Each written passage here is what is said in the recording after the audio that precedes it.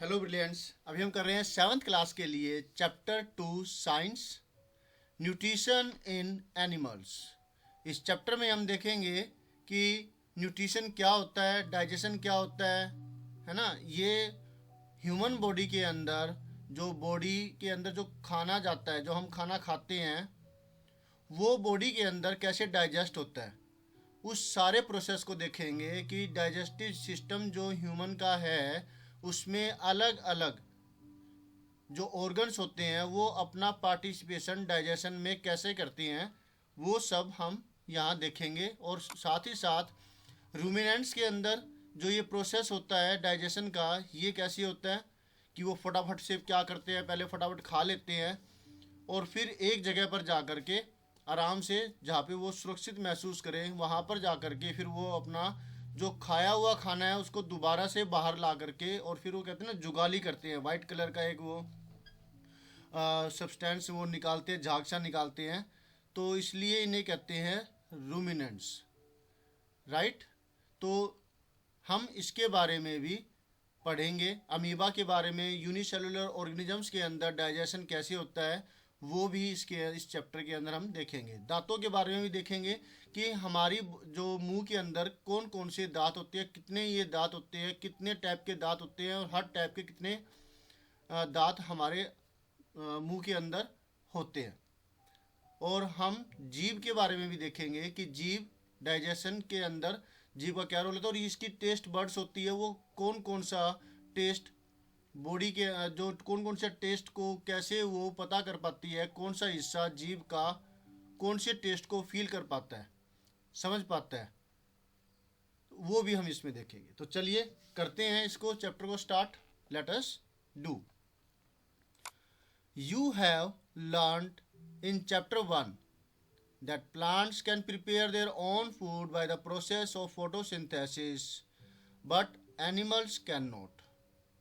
तो आपने चैप्टर 1 अच्छे से समझ लिया। उसके अंदर आपने टोटल जो प्लांट्स के बारे में सबसे ज़्यादा था कि कैसे तो वो फोटोसिंथेसिस के द्वारा खाना बना पाते हैं, लेकिन एनिमल्स ऐसा नहीं कर पाते।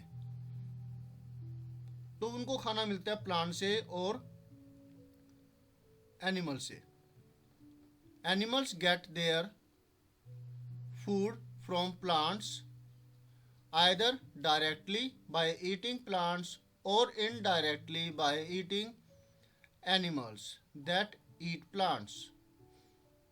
तो जो एनिमल्स होते हैं, हम भी एनिमल्स में ही आते हैं, एनिमिलिया किंगडम में आते हैं। तो हम लोग क्या करते हैं, फूड गेट करते हैं प्लांट से डायरेक्टली, यानी कि जो वेजिटेरियन है वो डायरेक्टली जो ये प्रोडक्ट खाते हैं, प्लांट्स प्रोडक्ट खाते हैं, सीरियल्स, पल्सेस, रोटी, सब्जी, तो वो डायरेक्टली प्लांट्स पर डिपेंड करते हैं, तो उन्हें फूड डायरेक्टली वहाँ से मिलता है, सब्जी, रोटी, फ्रूट्स भी सब चीज़ें आ जाती है उसमें। और इनडायरेक्टली कैसे प्लांट्स पर डिपेंड करेंगे कि जो ग्रास ईटिंग एलिमेंट्स, जो एनिमल्स है, जो हार्बीवोर्स है, तो एनिमल्स उनको उन पर फीड करेगा। तो लेकिन जो जिनको वो खा रहे हैं वो भी तो किसी को खा रहे हैं ना, वो प्लांट को ही खा रहे हैं। तो इनडायरेक्टली हम प्लांट्स पर उस वक्त डिपेंड करते हैं। तो how do animals get their food directly?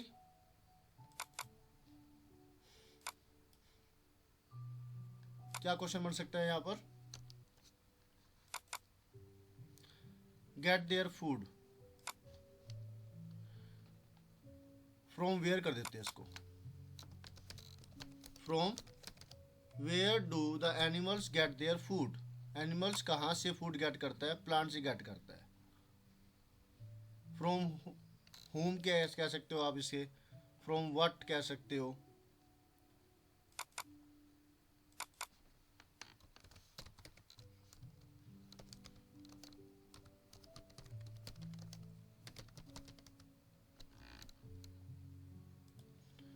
Okay, अब some animals eat both plants and animals.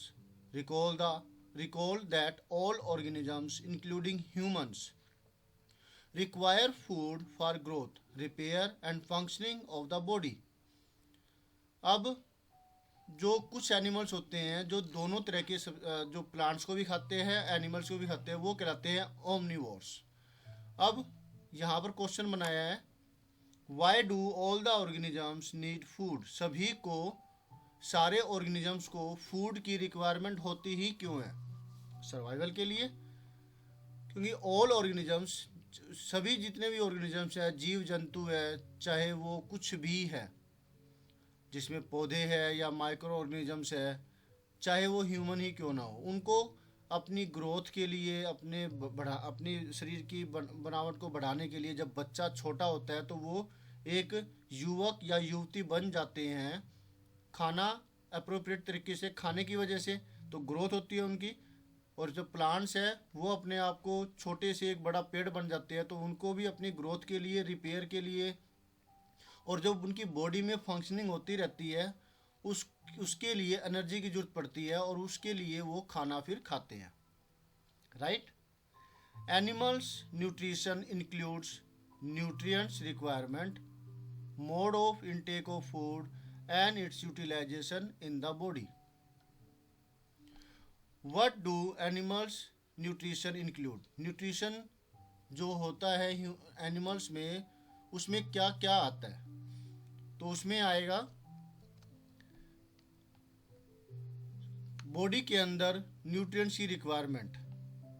Nutrients कौन कौन से हो जाएंगे? जैसे fat, carbohydrate, protein, vitamins, minerals, water, dietary fibres, है ना, जिसे रफेज कहते हैं। और फिर आता है कि किस प्रकार से वो अपना खाना गेट करते हैं, मोड क्या उनका, हेट्रोट्रोपिक है, ऑटोट्रोपिक है, या कैसा है। और फिर उनकी बॉडी के अंदर उसका यूटिलाइजेशन, कैसे उनको वो यूज करते हैं।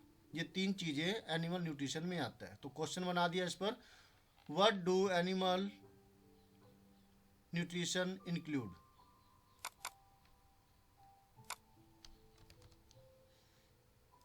ठीक है। You have studied in class 6 that food consists of many components.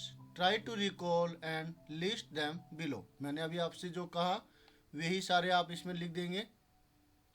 Carbohydrate, protein, vitamin, minerals, fat and roughage. एक जो 7 न्यूट्रिशन जो मोस्ट इम्पोर्टेंट है, जो अगर हो ही ना तो वो कौन सा है? 7th न्यूट्रिशन, मतलब डाइटरी फाइबर और वाटर को ये इंक्लूड नहीं करते, बाद में बताते हैं। लेकिन ये कोई न्यूट्रिशन प्रोवाइड नहीं करते, लेकिन हमारी बॉडी को बनाए रखने के लिए वो काम करते हैं। वाटर है, वो ट्रांसपोर्ट का काम करता है, ब्लड के थ्रू सब चीज़ों को पहुंचाता है। और जो रफेज होता है वो getting rid of waste, body के अंदर जो वेस्ट बनता है उसको बॉडी से निकालने में हेल्प करता है। The components of food such as carbohydrate are complex substances. These complex substances cannot be utilized as such. So they are broken down into simpler substances. The breakdown of complex components of food in simpler substances is called digestion. ये digestion की definition हो गई। चलो पहले ये वाला part देखते हैं, क्या इसमें क्वेश्चन क्या बनाया गया है। Why do digestion is a need? Digestion की रिक्वायरमेंट ही क्यों होती है बॉडी के अंदर?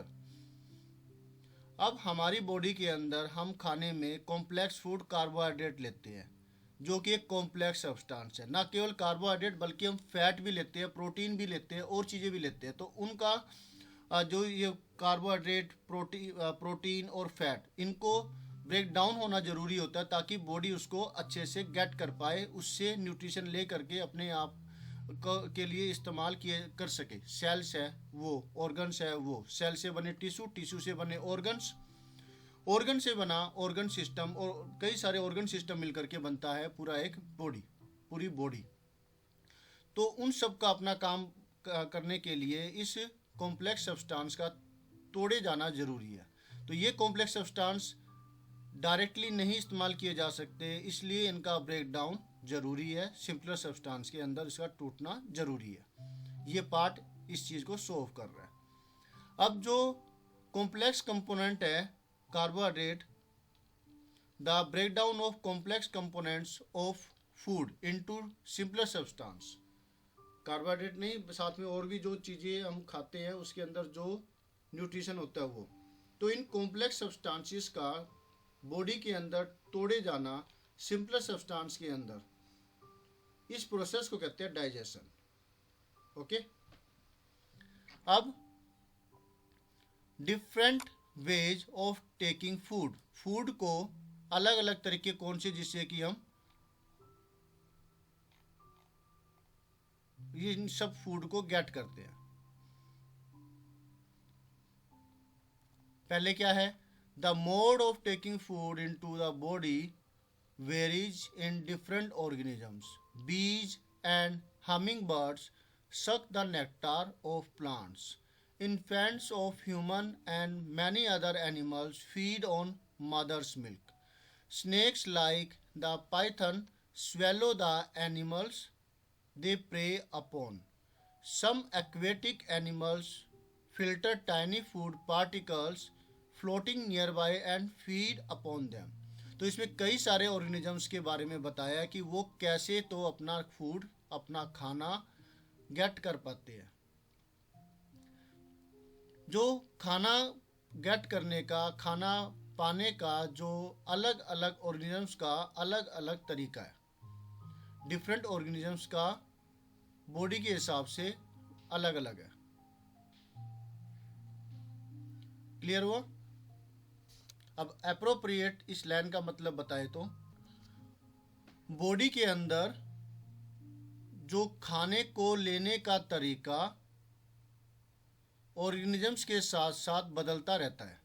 जैसे कि बीज और हमिंग बर्ड्स है, वो पौधों के ऊपर जो फूल लगे होते हैं वहाँ से वो नेक्टार सक करेंगे, नेक्टार चूसेंगे। जो बेबी होता है, यानी कि मेल या फीमेल कोई भी हो, बेबी तो बेबी होता है ना, बच्चा प्यारा सा, ह्यूमन बॉडी का मतलब सॉरी ह्यूमन का जो इन्फेंट होता है, बेबी होता है, वो कैसे फीड करता है, चाहे किसी भी एनिमल का भी क्यों ना हो, वो मदर्स मिल्क को लेते हैं, मदर्स मिल्क को पीते हैं, तो उनके ऊपर वो फीड करते हैं, उनसे वो अपना न्यूट्रिशन गेट करते हैं। ये सिर्फ किसके लिए है? ये मैमल्स के लिए है, जो कि डायरेक्ट यंग वंस को बर्थ करते हैं। अच्छा, अब स्नेक्स की बात करें तो बाकी सब जो बर्ड्स वगैरह है वो तो अपने इन्फेंट को क्या करते हैं, फूड ला करके देते हैं, जिसमें वो इंसेक्ट वगैरह भी ला के देते हैं। जैसे बर्ड्स की बात करें तो इंसेक्ट वगैरह ला करके देंगे और वो अपने बेबी को फीड करेंगे, या मछली उठा के ले आएंगे, उसे तोड़ तोड़ करके देते रहेंगे, किसी और चीज़ को ले आएंगे, है ना। अब जैसे स्नेक्स है वो क्या करते हैं, जैसे कि पाइथन को कौन होता है, अजगर, वो एनिमल्स को जिसके ऊपर वो जिसका शिकार करते हैं वो उसको ही निगल जाते हैं। आपने देखा हो डिस्कवरी चैनल के ऊपर कि कैसे स्नेक एक पूरे खरगोश को या चमगादड़ को या फिर एक कोई बंदर वगैरह हो तो उसको भी खा जाता है, निगल जाता है। खाने का क्या होगा मतलब निगल जाता है, तो अंदर फिर डाइजेस्टिव एंजाइम छूटते हैं उसके और उसे वो डाइजेस्ट कर जाते हैं। अगर मान लिया कि उसे खतरा लगता है, देखा होगा आपने कि कई बार ऐसे देख लेते हैं और फिर उसको मारते हैं वो डंडी से या किसी से, तो वो डर जाता है, तो फिर वो जो भी खाया हुआ है उसको निकाल देगा ताकि वो अच्छे से भाग सके, नहीं तो भाग ही नहीं पाएगा, मर जाएगा। कुछ एक्वेटिक एनिमल्स हैं, वो कैसे फीड करते हैं, जो भी पानी होता है उसको वो ले लेते हैं और फिर फिल्टर कर लेते हैं फूड पार्टिकल जो उसमें प्रेजेंट होते हैं, और फिर वो उसको उस पर फीड करते हैं, जैसे कि मछली हो गया, है ना, ये चीज़ें। Activity 2.1, what is the type of food and mode of feeding of following animals. In animals के अंदर किस तरीके का तो ये खाना खाते हैं और वो किस तरीके से, मतलब कौन कौन सा खाना खाते हैं और किस तरीके से खाना खाते हैं। Write down your observation in the given table. You may find the list of modes of feeding given below the table helpful. अब आपको जो आपकी ऑब्जर्वेशन है, जो आपने समझा इन एनिमल्स के बारे में, उस ऑब्जर्वेशन को आप इस टेबल में आपको लिखना है। और आपको जो नीचे मोड्स ऑफ फीडिंग दिया हुआ है, ये देखिए, ये हेल्पफुल हो सकता है इसको फील करने के लिए। तो इसके लिए टेबल है ये, नेम ऑफ द एनिमल जिसमें, और ये काइंड ऑफ फूड, किस तरीके का वो खाना खाते हैं, कौन सा तो जानवर है, और ये खाना खाने का तरीका। यहाँ पर है स्नेल। स्नेल क्या करती है, ये पत्तों को और इंसेक्ट के ऊपर फीड करती है, उनको खाती है। तरीका क्या है, खुरचना। पहले उसे वो खुरचेगी, मतलब टुकड़ों में बांटेगी और उसे खा जाएगी। आंट का काम क्या है, ये फूड पार्टिकल्स खाती है। आपने घर पे देखा होगा, जब कभी भी कुछ थोड़ा बड़ा इधर उधर कुछ दाने वगैरह गिर गए, या फिर रोटी खाया तो थोड़े से टुकड़े से पड़ गए, या फिर चीनी के दाने या कुछ भी, तो फूड पार्टिकल्स को खाती है ये। एवरीथिंग को खाती है, यही समझ लो कि almost everything. By chewing, insect होता है तो उसे भी ये ऐसे टुकड़ों में बांट के खा जाते हैं, उठा के ले जाते हैं। तो ये होता है बाय च्यूइंग, चबा करके। ईगल, ईगल क्या होगा, ये देखिए, ये तो है स्नेल। शंख वगैरह भी इसके अंदर जैसे नज़र आ रहा है, ये खोल है। ये पहला एनिमल था हमारी लिस्ट के अंदर। उसके बाद ये बाज, ईगल है ये, राइट। अब ये कैसे अपना न्यूट्रिशन गेट करता है, इसको देखते हैं। ईगल है वो स्मॉल एनिमल्स पर फीड करता है, स्मॉल एनिमल्स को खाता है, ये इसका फूड है। और कैसे, by capturing and by swallowing. पहले तो ये पकड़ता है उसे, जैसे चूहा हो गया, सांप हो गया, या कुछ और चिड़िया हो गई छोटी, इनको पकड़ता है, खरगोश हो गया, और फिर उन्हें निगल जाता है। Next, humming bird, nectar of the flower, flower का जो रस है उसे चूसता है ये बाय सकिंग। सकिंग ये मोड ऑफ फीडिंग हो गया। लाइस, जुए, ये ब्लड इनका खाना है, फूड है। और जो ब्लड के अंदर जो न्यूट्रिशन होता है, जो हम खाते हैं न्यूट्रिशन, ये उसको गेट कर जाती है, बना बनाया खाना। सारा न्यूट्रिशन ये खून से ले लेती है, जो बालों में जुए वगैरह लग जाती है उसमें। तरीका, बाय सकिंग, इरिटेशन होती है फिर हमें। मॉस्किटो, ये भी ब्लड को फीड करता है। आजकल डेंगू बहुत फैला हुआ है, दिवाली के बाद आसपास तो बहुत ज़्यादा होता है डेंगू। तो ये मॉस्किटो हो गया, मलेरिया है, ये इन्हीं की वजह से होता है। ये खाना खाते हैं हमारी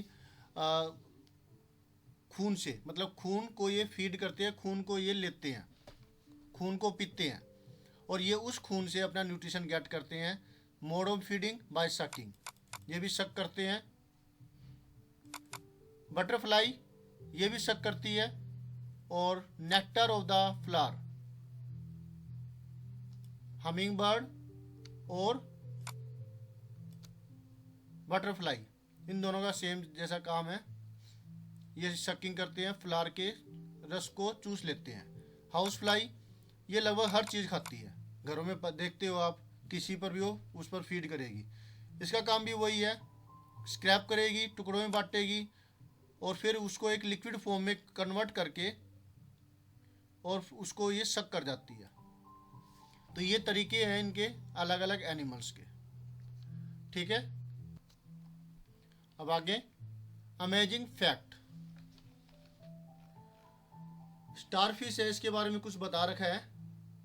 tell the mode of taking food in starfish. Starfish के अंदर जो खाना गेट करने का तरीका, खाना पाने का तरीका, वो क्या है, कैसे वो इनटेक करती है।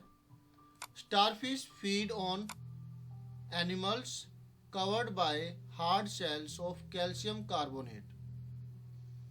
After opening the shell, the starfish pops out its stomach through its mouth to eat the soft animal inside the shell.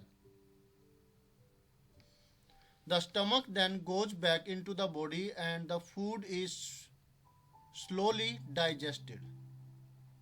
देखो कितना हैरत भरा सा इसका तरीका है।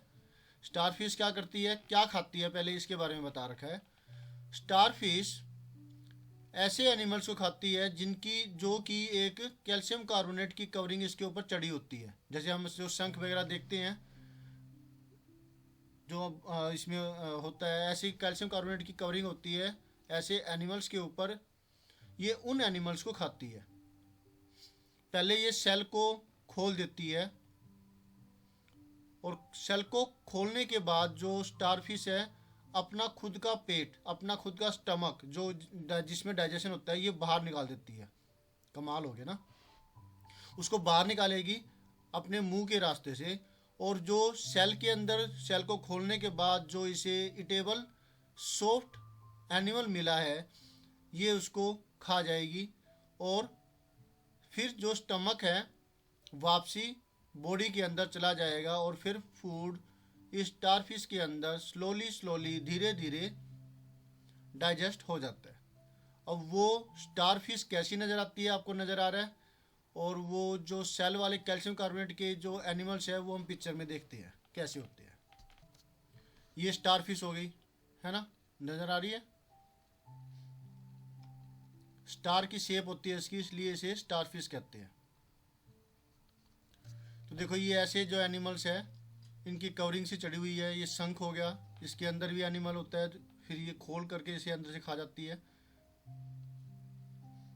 तो अब बड़ी हैरत भरी बात लगती है कि जो शंख है जो हम देखते हैं जो बजाते हैं टेंपल के अंदर, वो एक्चुअल में उससे पहले एक ऑर्गेनिज्म था।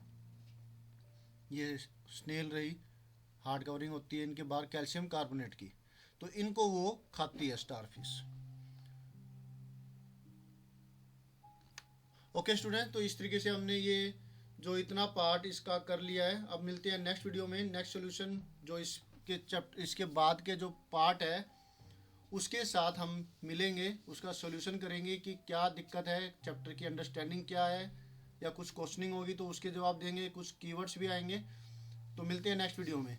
और अब आपको करना है कि आपको लाइक, सब्सक्राइब, शेयर, कमेंट और बेल आइकन दबाना है। लाइक इसलिए करना है ताकि मुझे मोटिवेशन मिले और मैं आपके लिए और भी ज़्यादा वीडियोस बना सकूँ। शेयर करना है ताकि और जो आपके मित्रगण हैं वो भी इसका फ़ायदा उठा सके।